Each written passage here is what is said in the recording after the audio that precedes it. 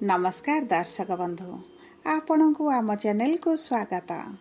पवित्र श्री गुंडीचा रथ यात्रा उपलक्षे समस्त धनुराशि व्यक्ति विशेष मानू अनेक अनेक शुभेच्छा और शुभकामना। आपणकर जदि धनुराशि होता है तेबे ही भिडियोटी को थरे मात्र शेष पर्यंत देखंतु एवं निजर व्यस्त समय मध्यरु मात्र 10 मिनिट समय आपण निज पाई दियंतु कहीं ना आमर आजिर एही कार्यक्रमटी समस्त धनुराशि व्यक्ति विशेष मानक पई बहुत गुरुत्वपूर्ण रही। कहीं गुरुत्वपूर्ण रही आपण भिडियोटी शेष पर्यंत देखिले निश्चित भावरे जानि परिबे।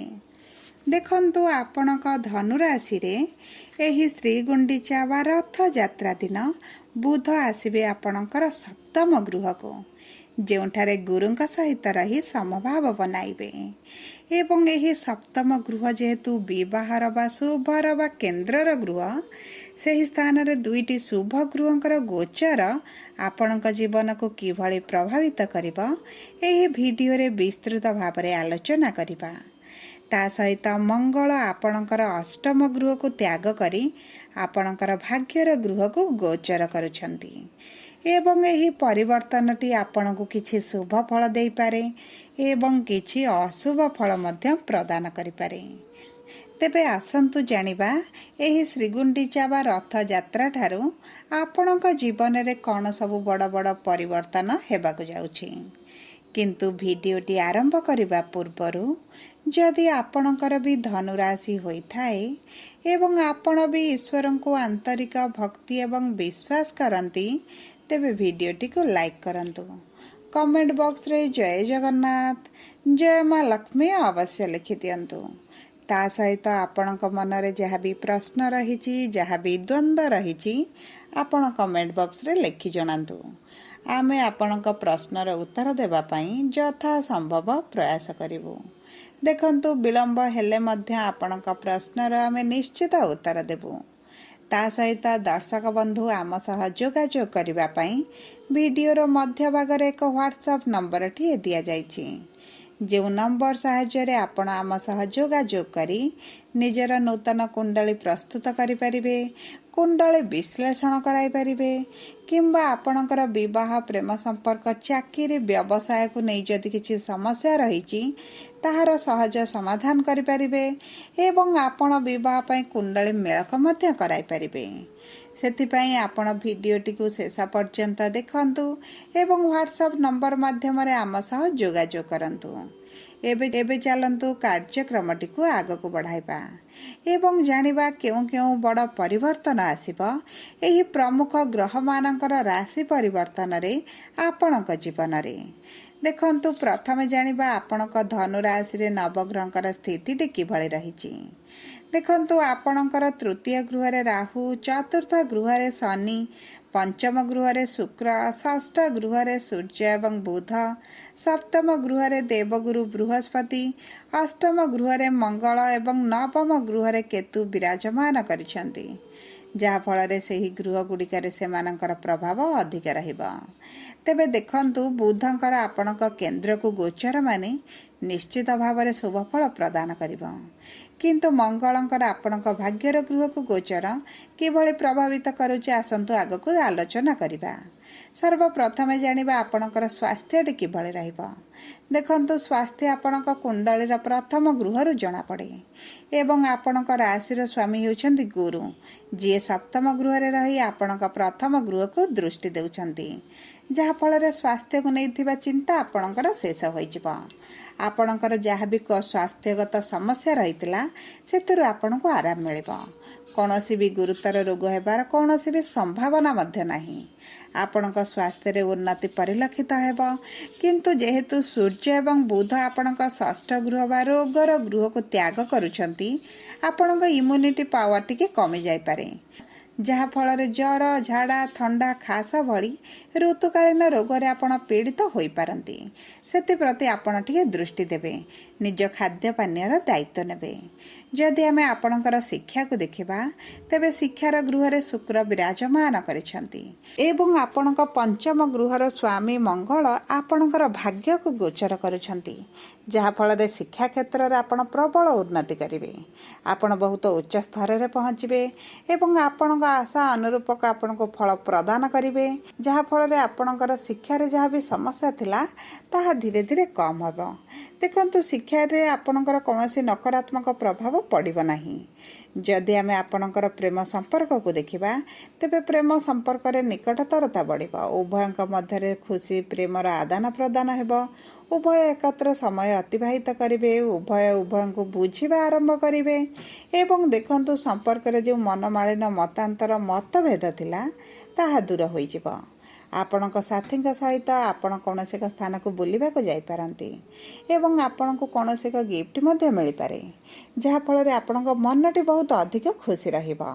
जदि आमे आपणकर विवाहर जोग को देखिबा तेबे समस्त धनु राशि व्यक्ति माने जो माने विवाहर संधान रे थिले सेमानकर विवाह हेबार बहुत अधिक संभावना अछि कारण गुरु शुभ ग्रह आपणक विवाहर गृह को गोचर करिसेंती एवं दीर्घ 12 वर्ष पर गोचर करिसेंती जहा फल रे आपणकर जदि विवाह समस्या आसुतिला बाधा विघ्न आसुतिला विवाह विलंब हेलानी एवं विवाह ठीक होई एवं भांगी जाउछि ताले ये सब समस्या आपणकर दूर होई जिवो।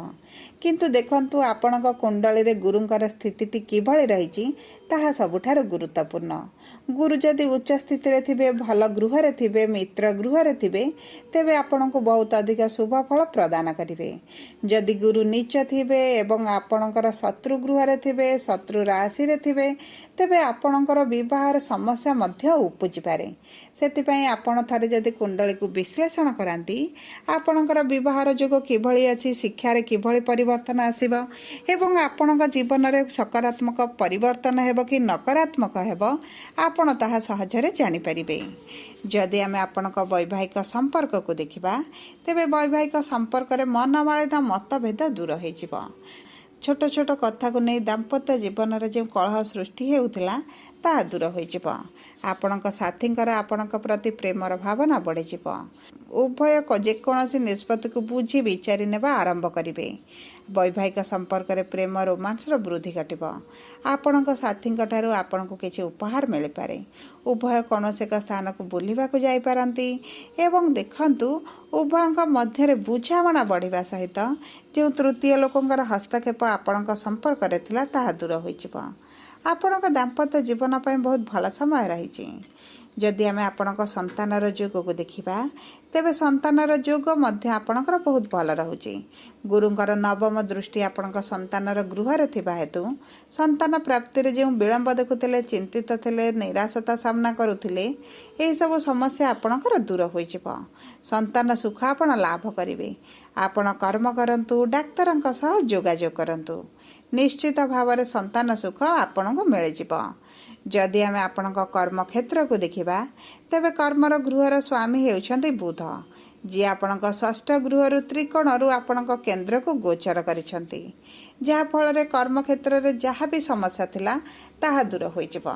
विशेष भाव रे आपण जदि शिक्षादान क्षेत्र रे थिले किंबा आपण सॉफ्टवेयर रे चाकरी करिथिले ऑनलाइन कारोबार करुथिले ऑनलाइन रे निजर कैरियर गढ़िथिले तेबे आपनको बहुत अधिक सफलता मिलिबो। आपणक कर्म क्षेत्र रे थिबा समस्या गुड़िक ह्रास पाइब। जो सब समस्या आपण सम्मुखीन हेउथिले सेही सब समस्या आपणकर दूर होई जिवो। शत्रु माने आपणक ठारू दूरता बनाइबे शत्रु माने पराजित हेबे एवं आपणकर कर्म क्षेत्र रे जो बाधा विघ्न सृष्टि करुथिले ताहा मध्य धीरे धीरे कमिबा आरंभ हेबो। आपणकर कर्म क्षेत्र रे दक्ष परिचालना उभय धन मान प्रतिष्ठा को वृद्धि करिबो। उच्च अधिकारी आपण को प्रशंसित करिवे आपण कार्य को प्रशंसा करिवे एवं देखंतु तांका सहित आपणकर संपर्क मध्य घनिष्ठता बढ़िबो। आपणक चाकरी रे पदोन्नति होई पारे आपणक टार्गेट पूर्ण होई पारे पोस्ट रे चेंज होई पारे किंबा आपणकर दरमा वृद्धि भली शुभ खबर आपणको मिलिबो। जदि आमे व्यवसायी मानकु देखिबा तेबे आपणक परिश्रम अनुपात धन आमदानीटी बढ़िजिब। आपण ऊर्जावान अनुभव करिबे। आपण अधिकरु अधिक कर्म करिबा पई चेष्टा मध्य करिवे एवं एही चेष्टाटी आपणकु बहुत अधिक सफलता प्रदान करिबो। आपणकर एबे जो व्यवसाय रे खराब परिस्थिति चलीछि सेथिरे सुधार आसीबो। आपण आपणक व्यापार क्षेत्र रे थिबा बंधु मानक ठारू हठात लाभ मध्य पाई पारंती। आयर नूतन स्रोत मिलिजिब एवं पूर्वरु अटकी जाइथिबा कार्य मध्य संपन्न होइजिब। आपणक परिवार लोकंकर सहयोग मध्य आपणक सहित रहिबो। जदि आमे आपणकर आर्थिक स्थिति को देखिबा तेबे अर्थर गृहर स्वामी हेउछन्ति शनिदेव जी आपणक केन्द्र रे विराजमान करिसन्ति, जहा फल रे देखंतु आपणकर सुख सुविधा रे किछटा बाधा सृष्टि होई पारे। आपण काम को नहीं अधिक चिंतित रही पारंती। आपण काम को नहीं बहुत अधिक चिंतित रही पारंती, जो आपण मानसिक स्तर रे अधिक चिंताग्रस्त बा असंतोष अनुभव करि पारंती। आपण माँ को स्वास्थ्य रे किछटा समस्या देखा दे पारे, सेति प्रति आपण को टिके दृष्टि देबा को पड़िबो। सबु परे देखंतु आपण अशुभत्व को दूर करिबा पई प्रभु गुरुंकर बीज मंत्र जप करंतु एवं ताहा सहित आपण गाय को किछि खाद्य दियंतु। प्रातः समय सूर्य को जल अर्पण करंतु एवं हनुमान चालीसा पढ़िबा आरंभ करंतु।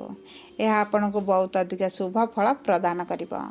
जदि आपणकर धनुराशि होइथाय वीडियोटी किभଳି लागिला कमेंट बॉक्स रे लिखि जणातु। जदि आपणक प्रियजनकर धनुराशि होइथाय वीडियोटी तांका सह शेयर करंतु। जदि प्रथम थर आम चैनल को आसिचंती चैनल को सब्सक्राइब करंतु। पाखरे थिबा बेल आइकन को प्रेस करंतु। धन्यवाद।